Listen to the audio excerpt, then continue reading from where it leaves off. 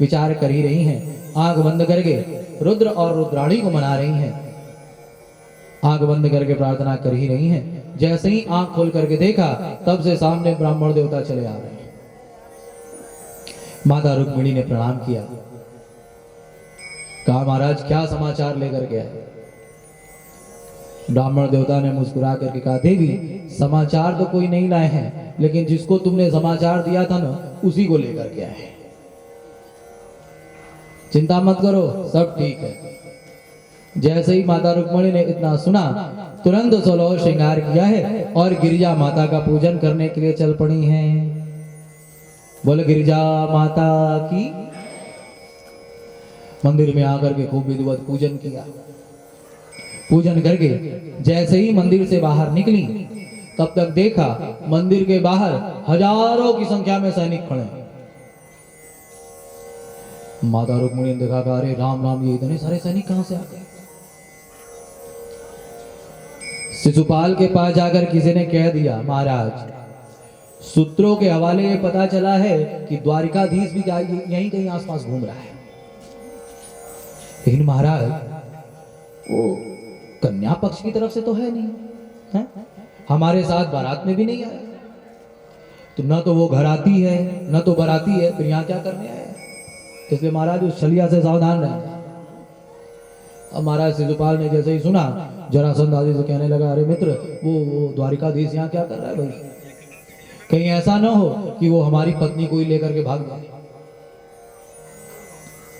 जरासंध आदि ने कहा, अरे ऐसा कैसे हो सकता है? हम सब केवल यहाँ पूरी खाने के लिए थोड़ी आए हैं। यदि उस कृष्ण ने ऐसा करने का दुस्साहस किया तो हम सब उसे जीवित नहीं छोड़ेंगे। इसलिए मैं, तुम चिंता मत करो, सब ठीक है। लेकिन शिशुपाल ने सुरक्षा के लिए माता रुक्मिणी के पीछे पीछे हजारों की संख्या में सैनिक खड़े कर दिए।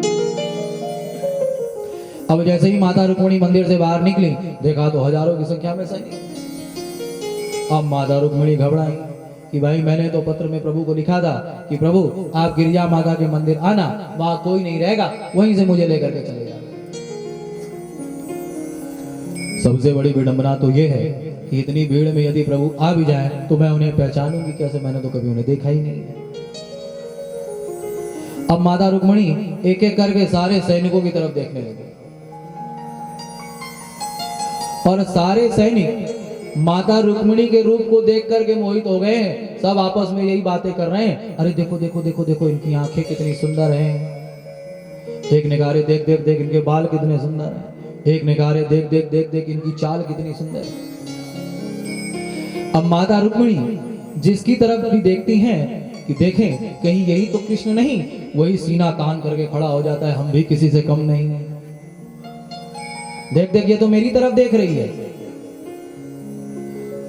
माता रुक्मिणी सबको देख रही है कि हमारे कृष्ण कहाँ है, कहाँ है, कहाँ है। दूर खड़े भगवान ने जब इस दृश्य को देखा, माता रुक्मिणी के मन की बात को जान गए हैं। रथ से नीचे उतर करके आए और उन्हीं सैनिकों के बीच जाकर के खड़े हो गए। लेकिन सैनिकों को कुछ होश ही नहीं है, सब यही कानाफूसी कर रहे हैं, देख देख देख देख, इनकी आंखें कितनी सुंदर है, देख देख देख, इनकी मुस्कान कितनी सुंदर है। माता रुक्मिणी देख रही हैं। देखते देखते देखते देखते जैसे ही उनकी दृष्टि भगवान पर पड़ी, भगवान ने मुस्कुरा करके हाथ हिला करके संकेत कर दिया, देवी चिंता मत करो, हम आ गए हैं। बोलो राधे राधे। भगवान उन सैनिकों के बीच से धीरे धीरे धीरे धीरे आगे बढ़े, लेकिन सैनिकों को कुछ होश नहीं। बढ़ते बढ़ते बढ़ते बढ़ते माता रुक्मिणी के पास पहुंचे और सारे सैनिक यही कह रहे हैं, देख देख देख देख, इनकी आंखें कितनी सुंदर हैं, इनके बाल कितने सुंदर हैं। एक ने कहा, उन्हें छोड़, ये देख, ये पुरुष कितना सुंदर है। सबने कहा, हाँ हाँ भाई, ये तो बहुत सुंदर है। तीसरे ने कहा, भाई कुछ भी कहो, इन दोनों की जोड़ी बड़ी जोरदार है।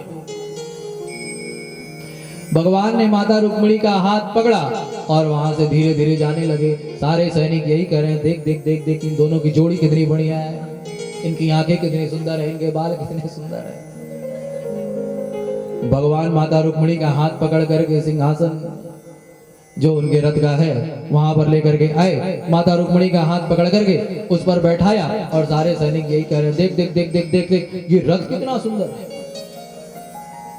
लग रहा है ये पूरा का पूरा रथ ही सोने से बना हुआ है। दूसरे ने कहा अरे देख देख देख देख घोड़ा कितना सुंदर है, हमने तो ऐसा घोड़ा आज तक नहीं देखा। भगवान रथ पर बैठे, उन्होंने चाबुक पकड़ा और तुरंत वहां से 9 2 11 हो गए। सारे सैनिकों ने ताली बजाया, वाह वाह वाह वाह वाह वाह वाह वाह, देख देख देख घोड़ा कैसे हवा के वेग को लज्जित करते हुए दौड़ रहा है। अब जब भगवान वहां से चले गए, थोड़ी देर बाद सबको होश आया। एक ने कहा कि भाई ये सब तो ठीक है, हम यहाँ क्या कर रहे हैं। दूसरे ने कहा भाई आए तो कुछ करना ही थे। तीसरे ने कहा ओ महाराज ने तो हमें रुक्मिणी के देखभाल के लिए भेजा था, कहाँ गई रुक्मिणी। सखियों ने कहा अरे तुम सबने भांग पी रखी है क्या, वो देखो रथ पर बैठ करके कौन जा रहा है। अब जैसे ही सबने देखा, ले गए हो ले गए हो ले गए हो ले गए। भगवान को ललकारा है, रथ छोड़, रुक जा, कहां भाग रहा है, आ हमारे साथ युद्ध कर। भगवान ने जैसे ही सबकी चुनौती को सुना है, तुरंत अपने रथ को मोड़ लिया है और युद्ध करने को तैयार हो गए। जैसे ही भगवान ने युद्ध करना चाहा, तब तक पीछे से आवाज आई, बोल द्वारिकाधीश की। भगवान ने सोचा भाई यहाँ मेरी जयकारा कौन लगा। पीछे मुड़ करके देखा तो दाऊद जी महाराज अपना हल मुसल लिए खड़े हैं। भगवान ने मुस्कुरा करके पूछा, दाऊद दादा आप यहाँ कैसे। दाऊद जी ने कहा कन्हैया, जिस चाल से तुम निकले थे ना, तुम्हारी स्पीड देख करके ही हम समझ गए थे तुम क्या करने के लिए जा रहे हो। लाला अब तुम बहू को लेकर के द्वारिका पहुंचो, हम इनका काम तमाम करके आते हैं। भगवान माता रुक्मिणी को लेकर के द्वारिका पहुंचे हैं। इधर दाऊद दादा ने सारे सैनिकों को मार पीट करके भगा दिया। अब शिशुपाल को पता चला, देखा मैंने कहा था ना कि वो कृष्ण जरूर कुछ ना कुछ गड़बड़ करेगा। शिशुपाल बेचारा जाकर के कोने में सोचने लगा कि भाई ऐसी जिंदगी से तो मर जाना अच्छा। इतने धूमधाम से बारात लेकर के आए थे, अब बिना पत्नी लिए जाएंगे तो कौन सा मुंह दिखाएंगे।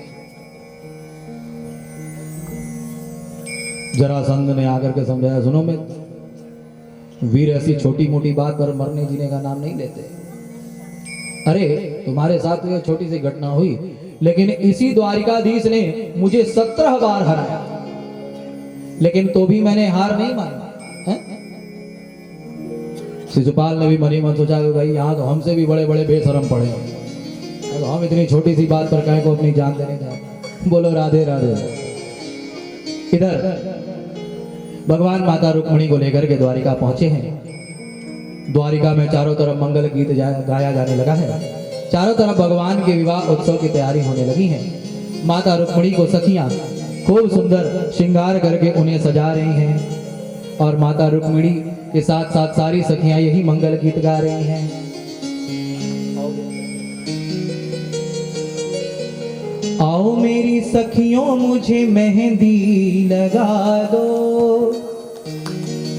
मेहंदी लगा दो मुझे सुंदर सजा दो, मुझे श्याम सुंदर की दुल्हन बना दो, मुझे श्याम सुंदर की दुल्हन बना दो। आओ मेरी सखियों मुझे मेहंदी लगा दो, आओ मेरी सखियों मुझे मेहंदी लगा दो, मेहंदी लगा दो मुझे सुंदर सजा दो, मेहंदी लगा दो मुझे सुंदर सजा दो, मुझे श्याम सुंदर की दुल्हन बना दो, मुझे श्याम सुंदर की दुल्हन बना दो, मुझे श्याम सुंदर की दुल्हन बना दो, मुझे श्याम सुंदर की दुल्हन बना दो। बोल रुक्मिणी मैया की, जरा हाथ से मीठी मीठी ताली की सेवा देते हुए जय हो।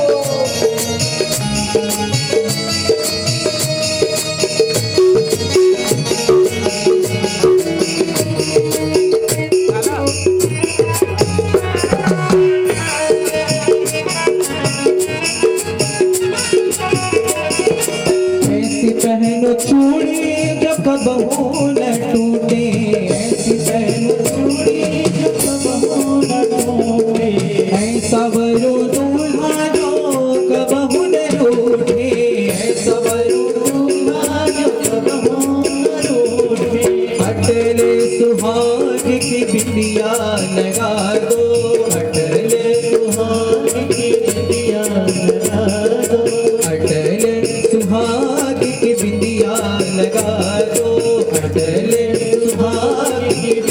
जाने